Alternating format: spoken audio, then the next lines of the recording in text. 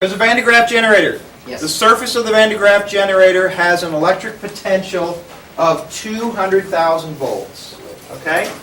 I'd like for you to tell me how many electrons does the Van de Graaff generator have on its surface? Let me rephrase that. How many excess electrons does it have on its surface? Okay? All right? So, hey, put that thing down. All right, what do we have at our disposal? Because I didn't give you very much. I gave you the diameter of it, and I gave you the electric potential at the surface. I know mathematically this looks really strange. V equals 200,000 V. Math teachers would be mad at me. But this is electric potential, and this is volts, right? So they're not the same thing. All right? And by the way, I guess I really ought to be nice about that and make that a capital V so it looks like volts. All right? Okay, what do we have at our disposal?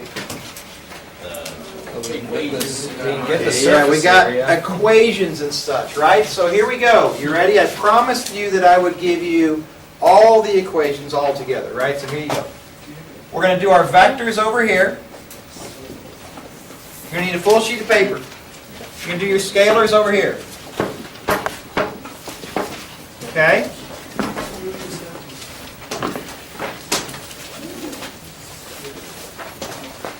All right, we're going to start with Coulomb's law. Coulomb's law, is it a vector or a scalar? It's a scalar. Actually, Coulomb's law, what is Coulomb's law? I don't even know. I'm just thinking cool. Is that K, Q1, Q2? It's the K, Q1, Q2 over R squared, and it gives you what? Force. So is Coulomb's law a vector equation or a scalar equation? Vector equation. So it goes right here. No.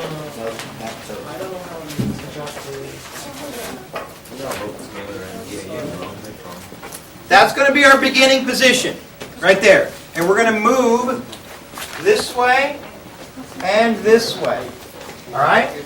Let's move down first. Okay? What we're going to do first is we're going to divide by Q. All right? So if we take the electric force and divide by the test charge, You get electric field. you get electric field. Okay? And if you get electric field, that also is a vector. So I'm going to put my little vector signs up here, okay? To remind you that that's a vector, and so you have to use vector math. That means we have to use trig. All right? Sine, cosine, tangent, and direction is important. Where over here, we're just going to use regular algebra. No trig, right? All right, now when I do this, if I actually plug this in here, when I divide by Q, what do I end up with down here?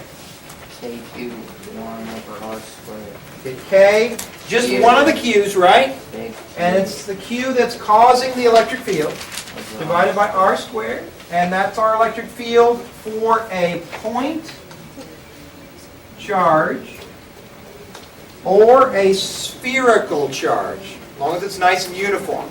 You're not going to run into anything else but those, really, in Physics P. So it's good for a point charge or a uniform sphere. Okay? Now, when you get into Physics C next year, we'll talk about how you handle these. In fact, we're going to start getting into that in Physics C this next semester. All right? If it's a non-uniform sphere. All right, so that's for a point charge or a uniform sphere. And what does this thing tell you? It tells you, remember, electric field is the effect on space because of the charge, right? Mm-hmm. So this line gives you the effect on space.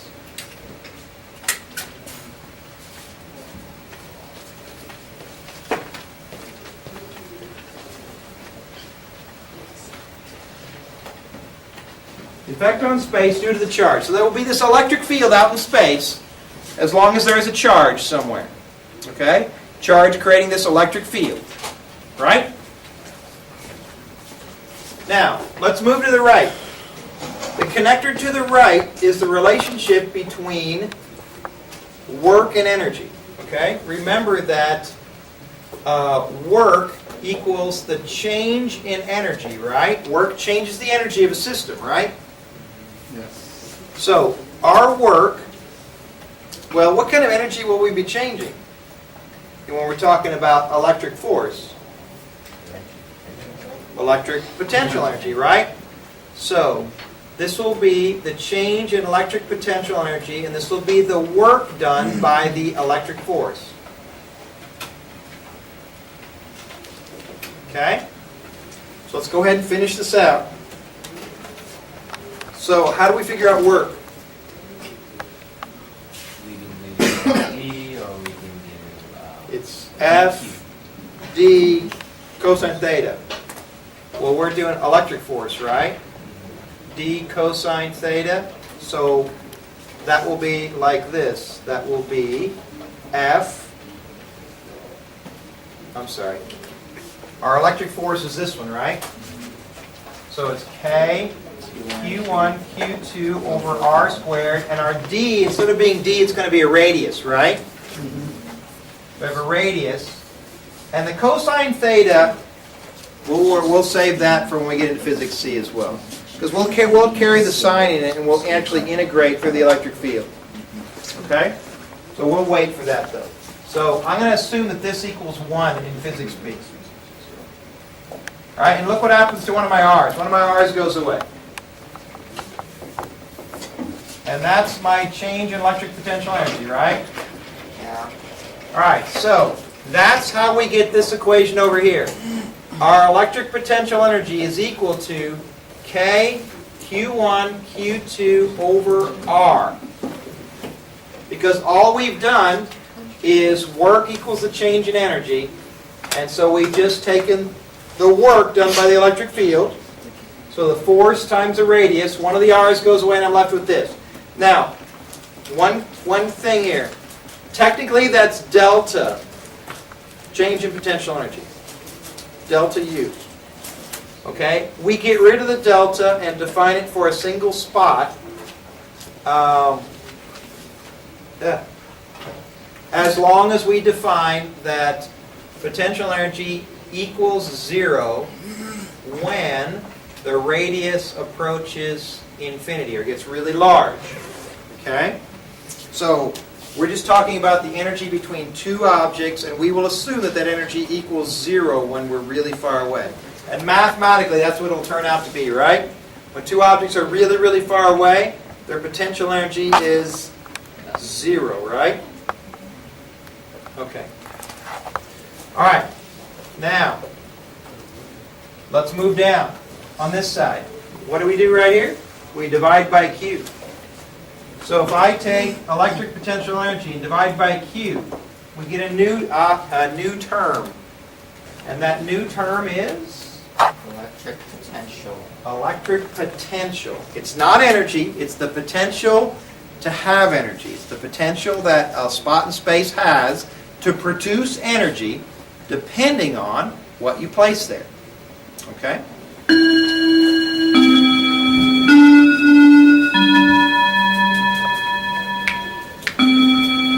So if I actually take this and plug it in here, then what do I get down here? A Q1 Q2 over R divided by Q. Okay? Q1, Q2 over R divided by Q. So one of my Q's go away again, right? Leaving me with the Q that's producing the effect in space, the potential for energy in space. Okay? Divided by R. Okay? Now, this is a scalar. So, I believe on your equation sheet, everybody look at your equation sheet. Find this equation on your equation sheet. What does it look like?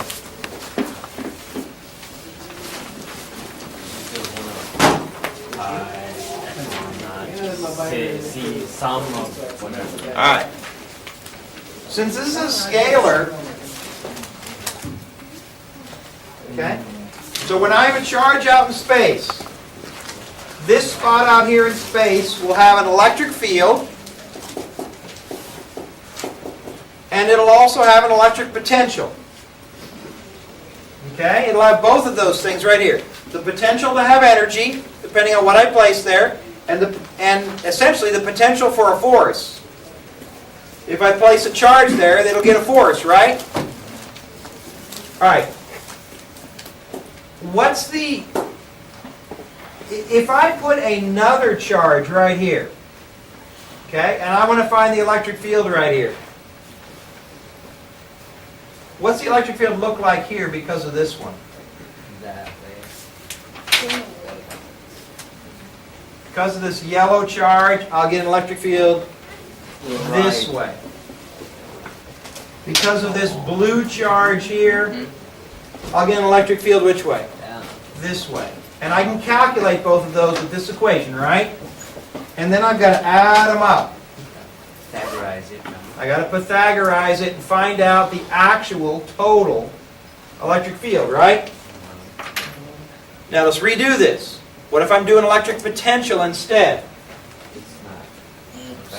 If it's the same distance, it's 0. Yeah, it's not a vector, right? So it's just a scalar. And depend on the magnitude of the charge. So what kind of potential will I have there? Positive. I'm going to have a positive charge with a radius and this constant here, right? So it's just going to be a positive potential, right? So I'm going to have a positive electric potential. What kind of potential will I have there because of this one? Negative. A negative potential, right? And so I have to add those up. When I add those up, I'm going to get the total, right? V total. Which looks like it could be 0, right? To the same distance apart. Same magnitude. If they're the same charge and the same distance apart, then it would total up to 0, right? Okay. Now, this is a scalar. And so on your equation sheet, they tell you that you can just add these up. And the way they do that is with, well, I'll do it right here. With this symbol, they say the electric potential is equal to 1 over 4 pi epsilon naught. Remember, that's the same thing as K. And then they give you this sum thing, sum of the Q's over the R's. And what they're telling you is that what you're really going to do is you're going to figure out K, Q over R for this one. You're going to figure out K, Q over R for this one. And you're going to sum them up. But since you're adding them up and they both have the same K, they're showing you can factor that out. And all you have to do is figure out the Q over R for each one, add them all up, and then multiply by that. Does that make sense? Mathematically? All right, so it looks a little weird on your equation sheet. It looks like this. That's V total.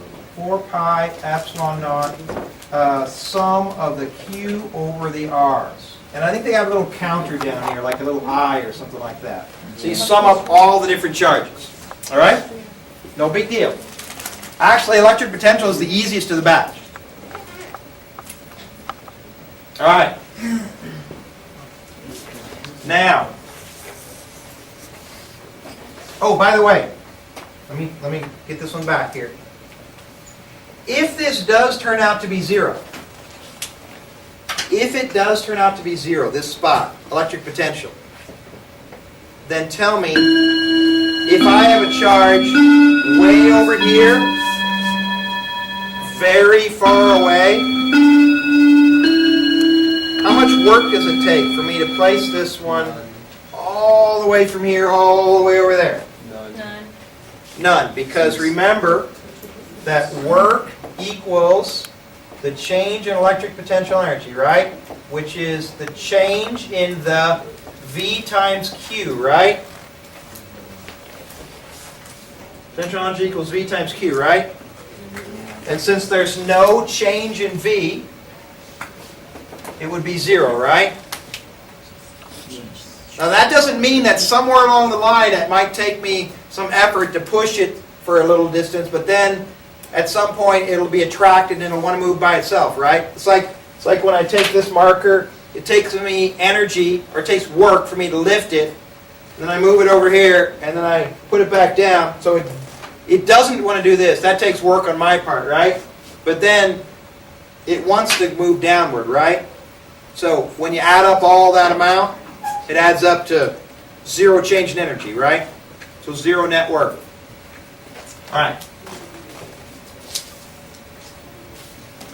So it takes me energy to lift it, takes me energy to get it going, but then It takes negative energy. it takes negative energy to stop it, negative work. It takes work to move it up, work to start it off, negative work to stop it, and negative work to lower it. So the total is nothing. All right. Now we've got one last thing. We need the connector between these two, and this will be our new equation for the day. A very handy equation. Oh yeah, here's what you told us about.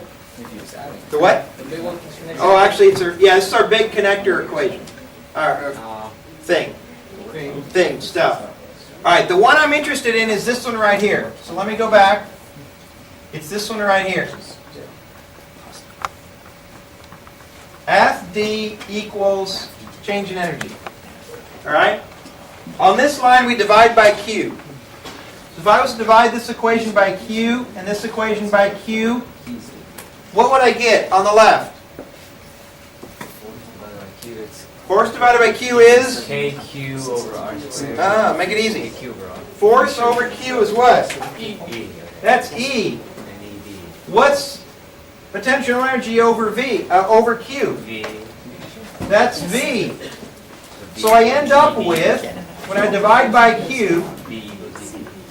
I end up with ED equals V. Technically, it's delta V. All right? Now,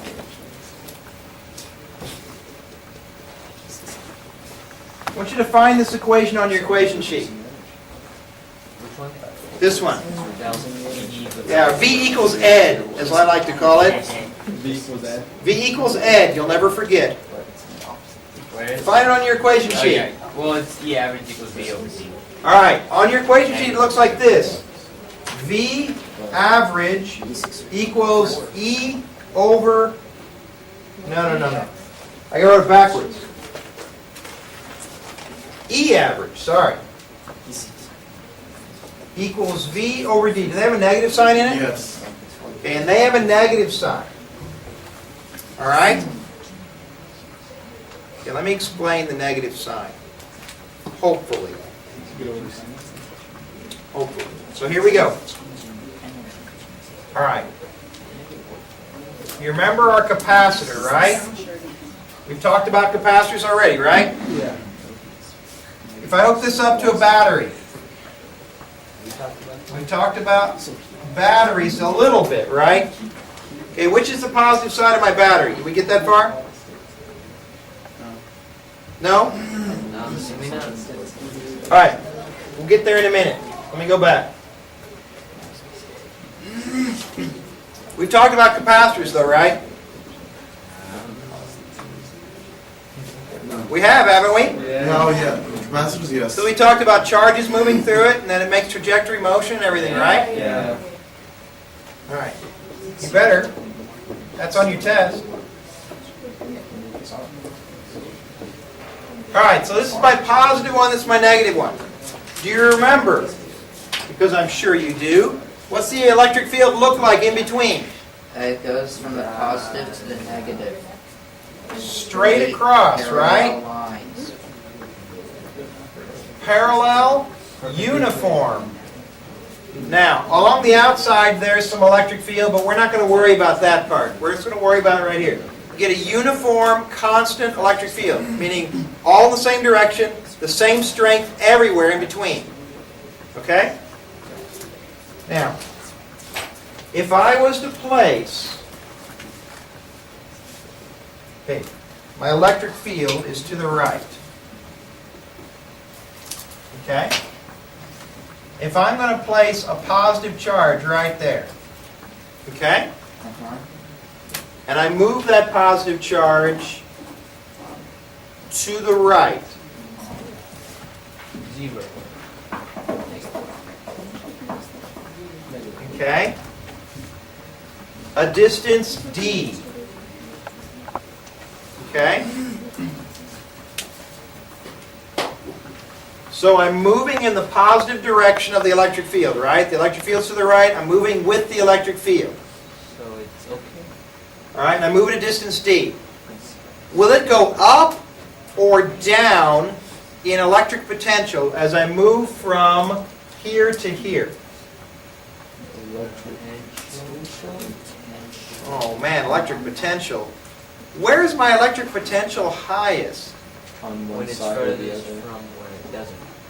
From One side. Well, okay, on the It would positive decrease. side. Don't change the electric potential. Yeah, you do. You're changing the distance, man. I think you did. Yeah, it's there's an highest. electric It's potential highest from on the both positive side. When it's Yeah, at but the the- positive All right. side. Right here, where is my electric potential the most positive? Is it Right here, next to it. or here, or here?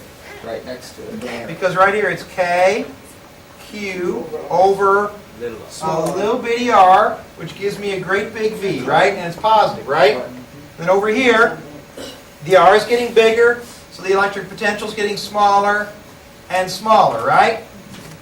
Okay, now, what about over here? What if I have a negative sign here? Then it's further away. It's Then where is my electric potential the largest in magnitude? closest. In magnitude. It's In magnitude, it's closest here, and then less here, and then less here, right? But it's negative. But these are all negative, right? Okay, now, think about it this way. What if I put my dots over here instead? So I have a very large negative here, a smaller negative here, and a small negative here. What have I got in the middles here? I should have a zero-ish somewhere, right? Where it equals out, right? Where the positive effect on space and the negative effect on space cancel out, right? Make sense? Okay, so now, instead of this, what if I had great big capacitor plates instead? Where I had a positive, positive, positive, positive, positiveness, and negative, negative, negative, negative, negativeness. Negative. Like here. So the far left. Where is my electric potential the most positive? Far left. Far left. So I have my most positive potential over here. Where's my most negative potential? All right. On the right. So somewhere in the middle I should have a zero, right? Probably. Right? Yeah. Okay. So when I move this from here to here, what's happening to my electric potential? Becoming more negative. It's becoming more negative. Okay. So here's their equation that they give you on the equation sheet. They say when you displace the charge through an electric field in the direction of the electric field, when you displace it in the direction of the electric field, what happens to your potential? It goes towards more negative, right? It decreases, because technically this is a delta V here. All right? So it decreases. So here's what I recommend for students. Okay? I recommend for my students that you just take the absolute value of this, all right, and then just find the difference in potential, and then decide whether you're going up or down in potential. I think it's a little easier for you at this stage, because none of the math that we're going to do is going to really matter whether you have it positive or negative. You're just going to have to find the magnitude of difference, okay? And that's it. All right, so V equals ed, or E equals V over D, and then we have a negative sign here, but you can absolute value that away if you'd like. Okay? Absolute value away. Decide which way the electric field is going to be, and decide which way you're moving through your potential, to higher or lower potential. Okay? All right, so Absolute attack. we're gonna come back to this in just a minute. I want to finish this right now. My first question of the day. After all this, my first question of the day. I've introduced you to one new equation, and all the other equations that we have run across, I think, for the most part, are right in this diagram. So I'm going to simplify the diagram just a little bit so it doesn't look so messy, and I'm going to leave it up on the board. Okay, so it looks like this. Electric force equals K Q1 Q2 over R squared, and then I have electric field equals F E over Q, our test charge, which gives us the electric field for a point charge or a sphere, which equals KQ over R squared. Remember, the big Q means it's the charge that's affecting the space, right? Not the test charge. Okay, moving to the right, remember our vectors are over here. Okay, so all our vector math is right here. Trig.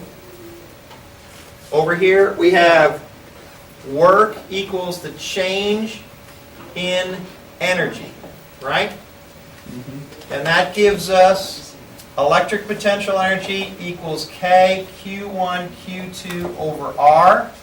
Going down, if I divide by Q, divide by Q, I get electric potential equals electric potential energy divided by Q, which eventually gives us electric potential equals K Q over R. And remember, this is a scalar.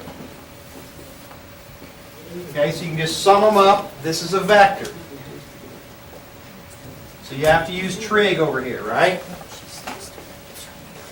All right. If I move downward and divide by Q, I get F E times R, the distance, or I guess I'll just do D, equals the change in electric potential energy and divide both sides by Q. That ends up giving me V equals ed. And I'm just going to put, that's a delta V, and I'm going to put absolute value on here. Okay? And so there's my connector between these two. If you have the electric field and you have the electric potential, they're related by this equation right here. Okay? Now, for us, this only gives us the average. So this equation's only real good if we're using something that's uniform, constant, like in a capacitor. It works great. Okay? Yeah, see, here, the difference between D and R is kind of important, all right? See, this is an R, and this is an R, so you're stuck with radial geometry. It's got to be a point charge or a sphere, right? Over here, same thing, R or an R. So you either have to have little points of charge or it has to be like this, a nice sphere. All right? But notice this one has a D. So you can move linearly through an electric field. And you can relate the change in potential as you move linearly through a field. So, real quickly, if I have a Van de Graaff, or if I have a capacitor, okay? Do you see the difference in the geometry? Spherical geometry, not spherical geometry, right? So, on the overall scale, will I be able to use these with R's in them for a sphere? Yes. Yeah, as long as it's a uniform sphere, but I have to measure things from this center point, right? So I'd have to find out my radius. So my radius would be, what's 35 divided by 2?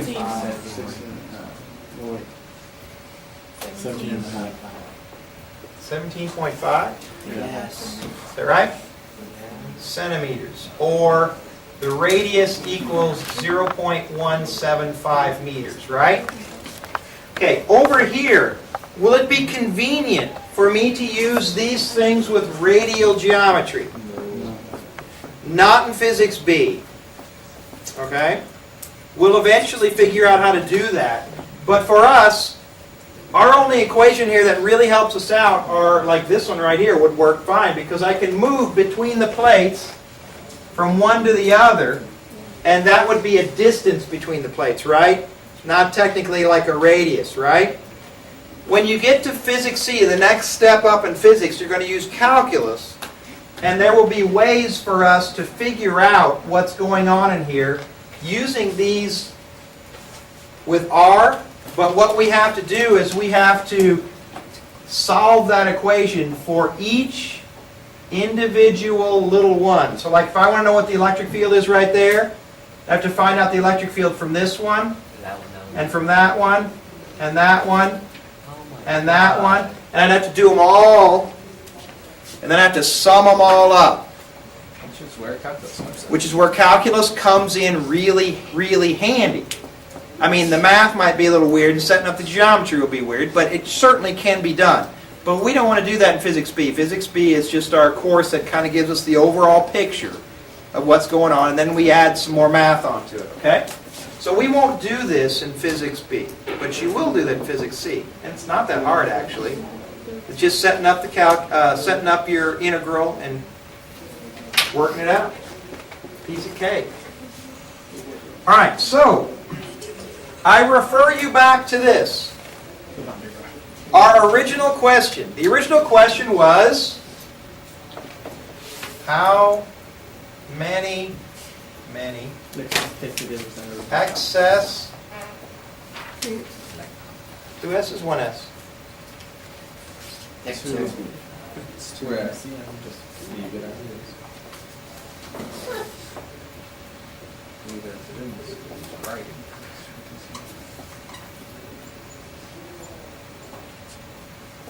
I think that's spelled right. G or A-A-F-F.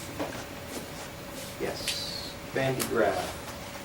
All right. How many excess electrons on the surface of the Van de Graaff? I'm assuming that this thing has a excess of electrons. Okay. By the way, if it has an excess of electrons, should the voltage on the surface be positive or negative? Negative. Negative, right? All right. So here's all of our equations. How would I manage to do that? First of all, are we talking about spherical geometry or linear geometry? Okay, spherical. So I could use this column or this column. Okay, so what do I have at my disposal? The radius. I have the radius. That's good. What else? I have the electric potential, right? So I don't have anything in this column except the radius. So this column looks like a good bet. I have potential, right? So I could use this one or this one. I'm looking for charge, right? Use the bottom one. I'm use the bottom one, right? Because I know the radius of the sphere, and I know the potential of the sphere, and I know the K is a constant, right? So I can find it. It's actually not a very hard problem. Except figuring out which equation to use, right? So this equals KQ over R, which is 9E9 Q over 0.175 meters. It's important that we put that in the right units. All right? And then you can find out Q. So what's Q? Negative 3.88 equals negative 6. Negative 3.88 e to the what? Negative 6. Negative 6 what? Coulombs. Coulombs. Okay, but I didn't want coulombs. I wanted electrons. How do I convert that to electrons? Divide by negative 1.6. I want electrons. Got to get rid of coulombs. So... Faraday's constant. What? No. Which one's bigger? The electron is bigger. Really? The charge? It's 1.6. I think a coulomb is a bigger unit, right? Yeah. Isn't it 1.6 e to the negative 19? No, it's 1.6 e negative 19 coulombs. Okay, we can do it that way if you want. That's a key. Ah, well, that's right. I did it right. Let me know what charge is. One electron is 1.6 e to the negative 19 coulombs, but it's a negative, right? So our negative goes away. And so how many electrons? Bunch, right? 2.4305 E13. 2 point what? 4305 E to the 13th. E to the 13th electrons. That's a lot. That's a whole lot. But that's not uncommon, because electrons are tiny, itsy bitsy. And that's only excess electrons. And that's only the excess electrons. There's actually a whole lot more electrons and protons on here than that number, right? Yeah. This is just the number of electrons in excess of number of protons, right? Okay, now, hey, that's not good enough. Will you please tell me what's the electric field at the surface? You're very picky, you know that? Yeah, I know. So electric field at the surface.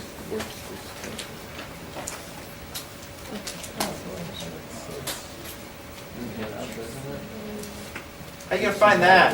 That bottom left. Sphere. Yeah. Yeah, how about that? We now know Q, we know R, we know K. We can find the electric field at the surface, right? Yeah. So that's not so bad. So it's 9E9. Okay, which Q do I use? The test chart. The big one. The one we just counted. Yeah, the one, that one. That one or that one? No, Wait, top the one. goal- Top The Oh, one yeah, with it's- cool It's got to be in units of coulombs, Yeah, right? no, That's our standard electrons. unit. So 3.88 e to the negative 6 coulombs. Yeah, the other's not even an energy. It's just a number of electrons. And divide by the radius, standard units 0.175 meters. Square.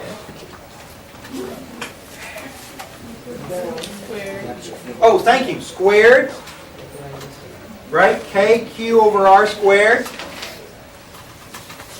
what do you get for the electric field? We have 1, 1, 4, 3, 4, 4. Yeah. 1.1 e to the what? So the one, No, 1, 2, 6. Sixth, isn't it? 7. Seven. Seven? I think it's I 7, wrote yeah. 6. I thought it was sixth. Oh, maybe, yeah. Sixth. And what's our units for electric field? Newtons per coulomb. Or volt per It's meter. a Newton per coulomb. I like his unit better. Actually, or it could be, because the electric field is right here, it could be volt per meter. Same thing. So either one. So if you see volt per meter, it's the same thing. So I'll write Newton per coulomb or volt per meter. Turns out to be the same exact thing. Now wait a minute. This is a vector. Yeah. Now I randomly dropped my negative sign here because we're gonna just determine the direction in our brain. So which way is the electric Towards field the at the center. surface? Towards the center. Why? Because it's negative. Because it's negative and negative points inward. Wait, negative at the surface. The So if you have a negative charge, right here, the electric field will be Yeah. this way, right? Okay, yeah, but we're assuming. Even at the surface. Now, here's my intriguing question. Here's point A, here's point B, here's point C, here's point D, and here's point E. Which one of those, A, B, C, D, or E, has the largest electric field? Magnitude? Magnitude, yes. Magnitude of the electric field. I don't care about the direction of it.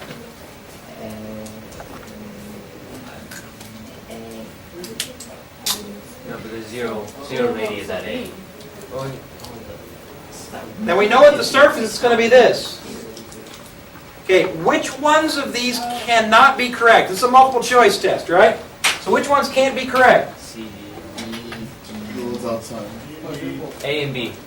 I The think ones outside A, because A, the B electric cannot field is be. inward. Okay, does everybody see that E and D are going to be less than C? Yeah. Does everybody see that? Because as the radius increases, the electric field is going to get smaller, right? Yeah. Okay? So that can't be right, that can't be right.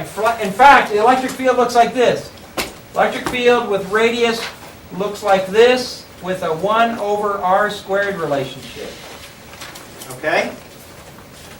Okay, but here's the tricky part. No. That's a A negative. and B, right? those are 0. Why? I don't know why. Because it's inward. Because it's in the Because inside. they're on the surface. Because they sound. They're Because where is the electric charge on a conductor? On the surface. On the surface. And why is it all on the surface? Because it's the net. Because the charges all repel each other, right? They're so Yeah. far And in away. a conductor, they can move, right? And so what happens is, let me show you what happens. If you were to place a bunch of charge on this object, this metal sphere, they would all repel each other away. And so do you see that they would all move to the outside? Okay, so they all migrate to the outside. But the thing is that this thing is made up of a whole bunch of positives and negatives, right? It still has protons and electrons on the inside, right? So why don't they keep moving outward? Because they can't do that. Because what happens is eventually you reach electrostatic equilibrium. And what does equilibrium mean? That is No stable. volt. Change delta V 0. Means a couple things. Number one is the charges no longer move, so therefore the electric potential must be 0. 0. not necessarily zero, just the same everywhere inside. Net change. Yeah, so the delta V inside equals 0. So there's no difference between this point, this point, and this point. They all have to be the same, because otherwise, if there was a change in electric potential, then there would be an electric field. And if there's an electric field, then charges will move, right? Because in a conductor, if there's an electric field, the charges will move. So, electric field on the inside equals 0. Inside. Sorry, this is getting really tiny. E inside, delta V inside are 0. And there's no net. Q net inside equals 0. No net charge inside. Okay? So this is a classic trick question. They'll ask this question, and usually a third to a half of the class will pick the middle point, because obviously the farther you get in, the higher the electric field, right? But what happens? Once you get to the surface, what happens to the electric field? It goes to 0. So where is it the highest? Right there. Closest outside one. Yeah, what happens is that this is my sphere. Once you get to this point, the electric field drops to 0 on the inside. Okay? As long as it's a conductor. All right? That actually is a really cool thing. That's called electromagnetic shielding. All right? Some of you may have noticed that if you get inside a metal box, your cell phone doesn't work as well. That sounds really weird, but sometimes you'll notice that when you get inside a metal box like an elevator, you'll lose your cell phone. Now, you won't physically lose it. You'll lose your signal, right? Yeah. Where'd my cell phone go? That would vaporize. Because what happens is that you have electromagnetic shielding if the elevator is a solid or a contained metal box. Okay? We make use of this all the time. Here, I wonder if we can do it. Can we take this thing off? Don't do it. Yeah, of course you can. Just take off the clip. Oh no, they've got a cable tie. Cable tie on that one? Mr. Bruin, when have you let a cable tie stop? I could cut it, but anyway, if you take the side off of a computer and you look at the hard drive. The hard drive is in a metal box. That's really important. It's inside a metal box. That way with the magnet, you don't Yes. Well, Because here's the deal. like floppies. Hey. Right. What happens is that that's a magnetic storage device for information. And you don't want like a stray spark, static electric spark. You rub your feet on the carpet, you touch your computer, and poof, all your information just went away. Okay, that would be bad. that would be funny. All right, so they have electromagnetic shielding. Faraday discovered this, or one of the people that discovered it, I guess, but he was the one that put it to good use, and he built what's called a Faraday cage. Because back then they were building these great big Van de Graaffs and Leyden jars, which are early capacitors, and these Tesla coils and things, and scientists were shocking the bejeebies out of themselves. Thank you. Looking for a good word. And you could kill you. And so Faraday built this thing. It looked like a bird cage. It was a metal mesh cage that he would get inside, lock himself in, or close the door. Oh, he wasn't crazy at all. No, he wasn't crazy. And so what would happen is if lightning bolts were shooting around the lab, guess what? They'd hit the cage, and he'd be fine. Okay? So in a lightning storm, if you're in even if you touch the inside of the cage, now if you stick your fingers outside the cage, that might not be good. Yeah, All right? That's okay. You said something, yeah. So if you're in a lightning storm, Are you getting a key? get in a metal cage. A car, right? Yeah. A car is a very safe place in a lightning storm for the most part, because the lightning, if it hits the car, will go around the outside of the car. Right? Now you do have a few problems with the car, is that the car is on insulating pads, which are called tires, right? It would be better if the tire was grounded to the ground with a wire, so that what would happen is the charge would come hit the car, go around the outside surface of the car, and then go through that wire to the ground. Now usually during a lightning storm, your car is covered with water, which is a good conductor as well, so you're kind of in a Faraday cage made of water, and the water covers your tires. And so you're usually in pretty good shape in a lightning storm, yes. But if I figure it out, you get it. That's correct. Like if you're standing next to your car, that's not good. But like for instance, if you're in a building, if you're in a regular house, okay, and you get struck by lightning, you know, that could do you damage. But if you're in like a metal building, Empire State Building, get struck by lightning 500 times a year.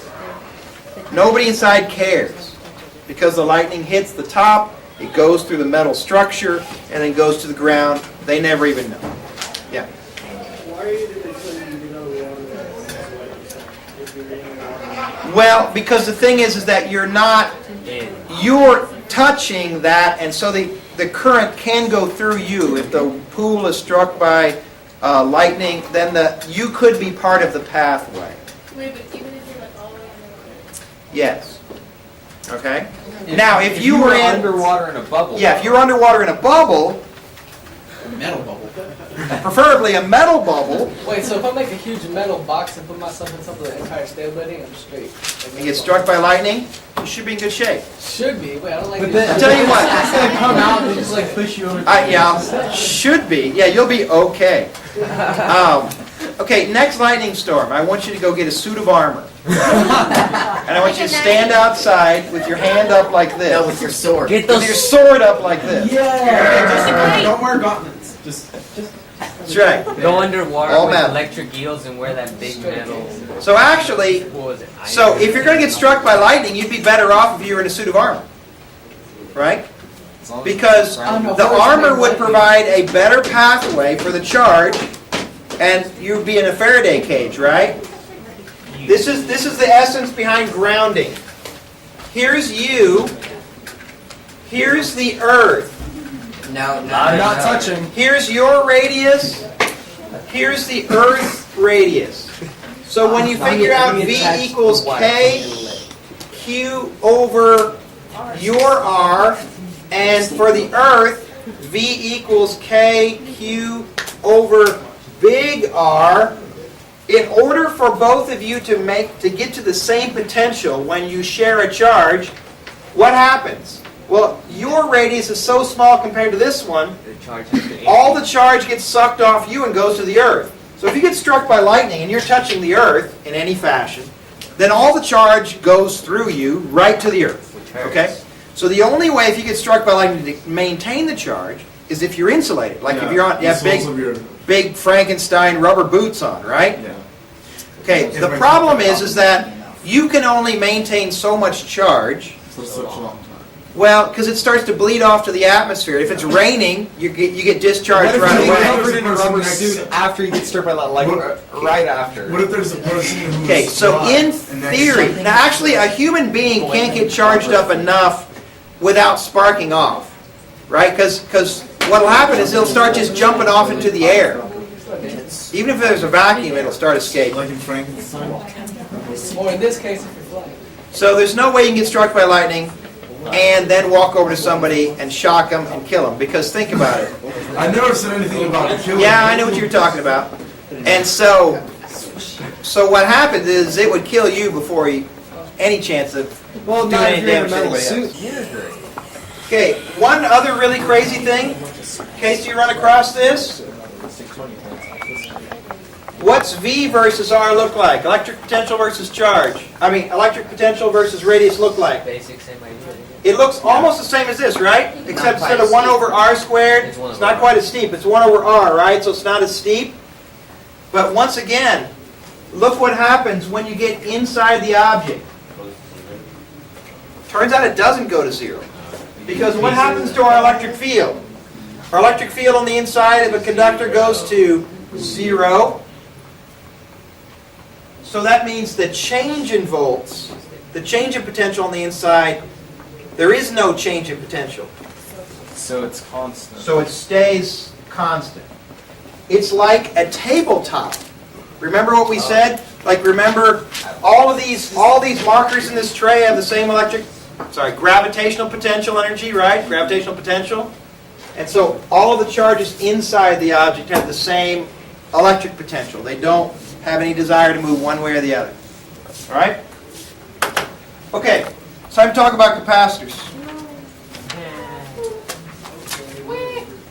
Oh, wham. Here we go. We've talked about capacitors already. We've talked about the electric fields of capacitors. Oh no, the air is disappearing.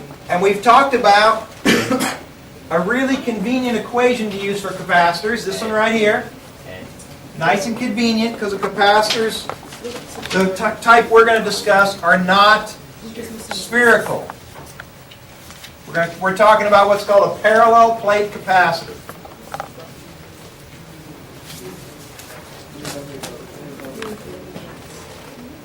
Okay, here's how a capacitor works. It begins like this. In order to make a capacitor, all you need is two conductors and an insulator in between.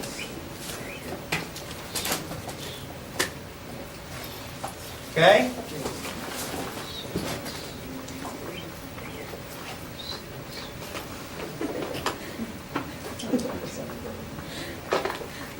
Now that insulator could be air, just a gap in between, or a vacuum.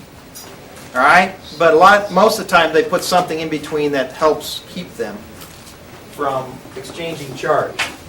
So how does it work? Well, you hook this thing up to a battery, like this. And this is the positive side of the battery, and that's the negative side of the battery. Okay? Now, we're going to continue our not true but convenient sign convention of positive charges moving. Okay? Conventional current. We know that's not really true. Really, it's electrons. Really, electrons will move this way. We're going to assume positive charges move this way. Okay? So what happens is what this device does is create a positive side which pushes charges this way and pulls charges this way. Okay? So charge will move this way through. Chemical reaction makes this side more positive than that side, which takes all the positives over here, moves them this way, and sucks the positives over here around that way and shoves them through. That's a nice way. Yeah. All it does is supply the energy to make them move. It's a bullet. The battery does not supply charge. Because what's copper made of? Just charges. It's made up of Zero charge. It's made up of copper, which is atoms, which is made up of protons and electrons. All the charges in a wire are already there. All the battery does is make them move. That's all it does. Okay? So, it makes positives move this way. Fills this thing up with positives. So why does it run out? Ah, good question. Why does a battery run out? Well, the chemical reaction inside that causes the positives to move this way through runs out. There's a chemical reaction that, gets used up over time. Okay? So that's what runs out. All right. So positives leave here, leaving these negative, and come up over here. Now this is important, everybody. Since these are connected through the battery, if a positive leaves over here and ends up over here, that means the positive charge on this side and the negative charge on this side will always be identical. Conservation of charge. Now, how long does this thing keep filling up? Until Everybody say, until it's full. full. Okay, so what is its full condition? I don't know. Okay. Until all the electrons have gone. Charge flows until when? Until they're separate. Until what's the equilibrium condition? Zero. Zero. That's Zero zero. potential Zero. difference. Yeah, until there's no more potential difference Therefore, no or motion. until they reach the same potential. So what happens is that whenever, if this battery, say is a 9-volt battery, then this is going to be full when it achieves 9. 9 volts of difference, right? Can a 9-volt battery charge up a capacitor to 1,000 volts? No. No. It can charge it up to 9, and that's it, right? So what happens is these things start to peel off this side and come around this side, and the voltage increases until it's full, and the full condition is when the delta V for the capacitor Wait, that times. equals the delta V for the battery. Okay? Then it's full.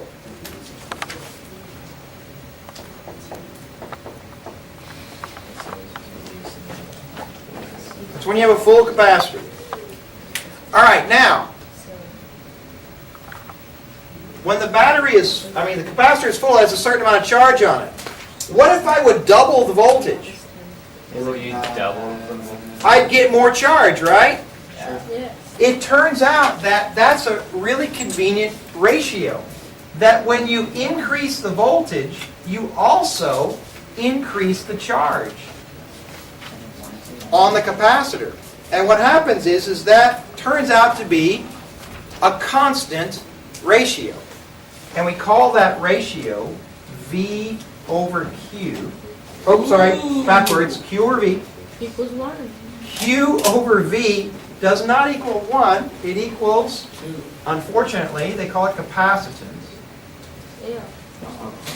A brand new name. That's okay. What the really unfortunate part is, guess what the symbol for capacitance is? C. Capital C, Another one? which looks like Coulomb. coulombs, right? But it's not. Capacitance of a capacitor equals Q over V. The charge on the plates depends on the voltage you hook it up to. Wait, but when it means charge, it means like the sum of the magnitude charge? Ah, excellent question. What charge do I put on there? Do I put this charge, or both of them together?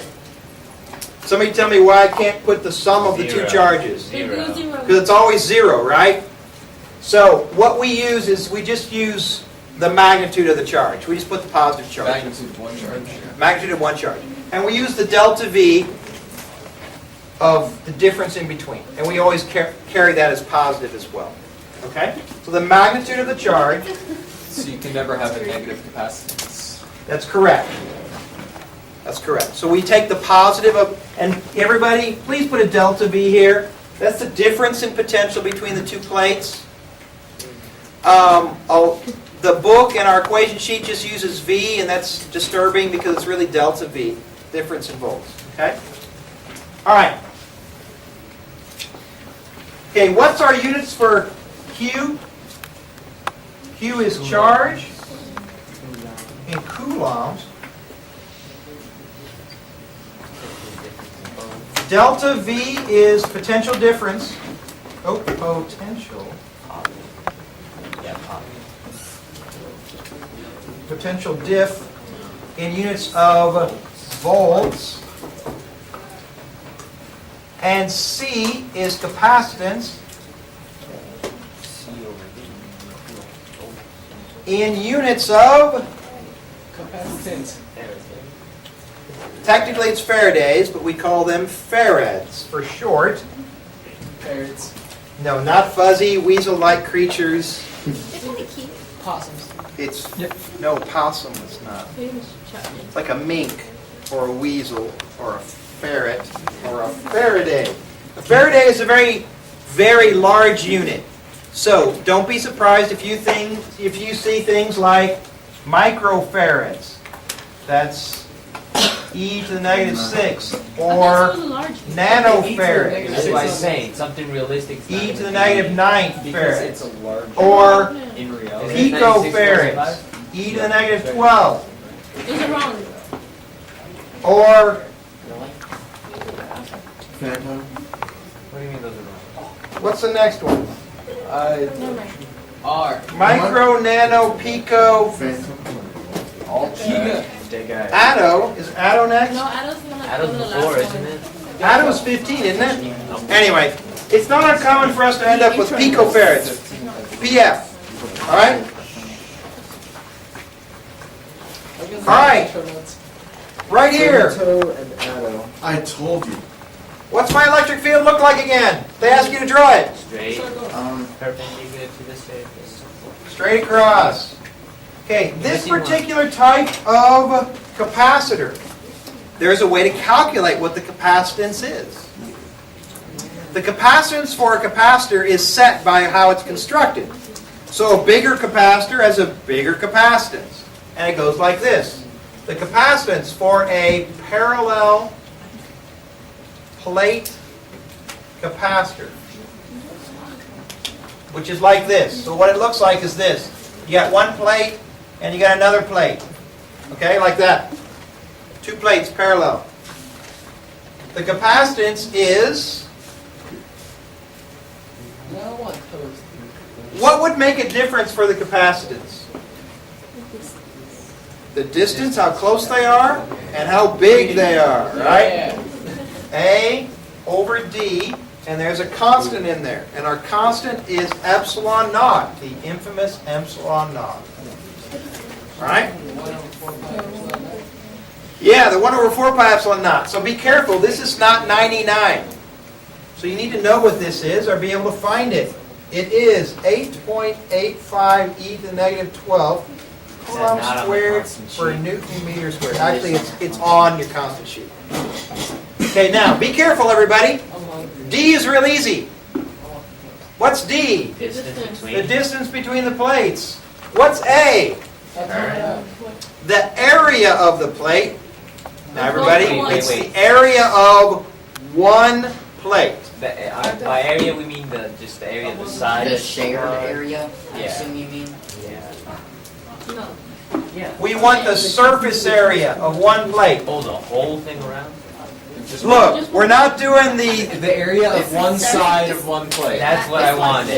If There. If this is my plate, That's that area right See, there. that's Make What if life one plate is simple. larger than the Yeah, other? That's what I'm saying, shared area. Well, we won't deal with one of those here. You certainly can make one side larger than the other, but this equation won't work for it. This is only for if the plates are identical. Okay? All good questions. Okay? Now, I got one last equation for this, then we're going to work a big problem with capacitors. Actually, we'll work a couple problems. Okay? Number one is, our last equation is the energy stored. We have a new equation. The energy stored in a capacitor. Because a capacitor is great for two reasons at this point. There's actually lots of good things for a capacitor, but two things that you need to know is, number one, what does it do? It stores charge and energy that can be used later, and it also produces a uniform electric field. Okay? All right? And this is 1/2. Oh, see if I remember this one. QV. I think it's QV. Let me check. I'm going to write it down. See if I'm right.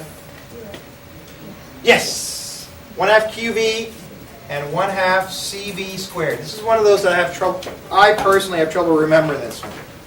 1/2 QV or 1/2 CV squared. Okay. Energy stored in that.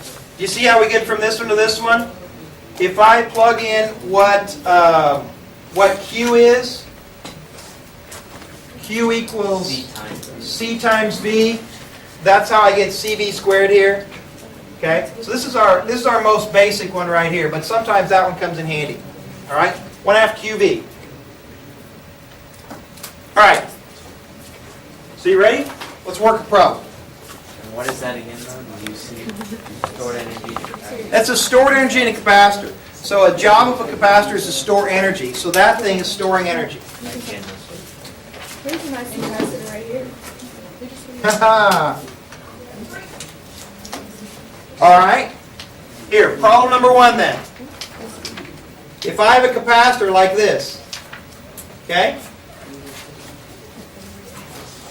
Yes. This is D, and this is A. All right. What if I was to double the area and cut the distance in half? That was By 4. What happens to my capacitance? It, Oh, what no, is yeah, comes through. Yeah, fool. Get out of Okay, here. that one doesn't help me. Yeah. Ooh, what are you talking about? Peter fool. if you double half the distance? Okay, if I double the area and cut the distance in half, then that would be 4 times bigger, right? Yeah. For sure. All right, now let's do a different kind of problem. What if instead we did this? What if we hooked this thing up to a battery and keep it hooked up to the battery? Okay, so we keep it hooked up to the battery, but what I'm doing, I'm going to take the plates, I'm going to move them farther apart. Okay? So it's going to start like this, and then afterwards, I'm going to move the plates much farther apart. Okay, so I'm going to increase D. So D is now like 4 times bigger. What have I changed and what stays the same? Okay, I've changed D, right? You change. So, oops, I erased my equation. C equals The epsilon capacitance naught is greater. A over D. It's smaller. So I've quadrupled the distance, right? Yeah. So what happens to my capacitance? A 4. Goes down. It goes to 1/4. Now look, that makes my capacitance 1/4 of what it was before, right? Yes. Now which one of these will change then? Uh, Will it be Q or V or both? Q. V. Because Why Q? Why not V? the voltage is the Oh, same as yeah. the voltage. Why is the of voltage battery. staying the same? Because the battery Battery's not stays the same. changing. Because I keep it attached to the battery, right? Yeah. So this is going to stay the same because it's still hooked to the battery. So what happens to my charge? goes down. It goes down by 4. Now it's worked the same problem. It's the exact same problem. But this time, I hook it up to the battery. I let it charge up. I disconnect it from the battery. And let it roll. And then I separate the plates. Then it would be Charges. V that changes. While in free fall. I've changed D. I've kept A the same. So my capacitance is still 1/4, right? So my capacitance is 1/4. But this time, what stays the same? Q. There's no charge flows. Ooh, why does Q have to stay the same? There's nothing, nowhere for the charge to go. Because if I disconnect the capacitor, where can the charge go? To the air. It's insulated. No way. Okay. The answer is nowhere. The charge is stuck. It's lost in life. So if the charge is stuck, this must stay the same because it's not connected to a battery anymore. So what happens to my voltage? It increases by 4 times, right? Because now I have my 1/4. That stays the same, and that one increases 4 times. You see that? So there's a difference. Everybody, you might want to write this down in your notes. If the capacitor stays connected to the battery, then the capacitor will keep the same number of volts, keep the same potential difference. And change the charge. But the charge may change as you change the capacitor, right? Or the charge will change if you change the capacitor, okay? On the flip side of that, if the capacitor is disconnected from the battery, then if you change the capacitor, the charge has no place to go, so it must stay. The charge stays the same, but the voltage can change, okay? Excellent. Okay, everybody, which way is the electric field in here?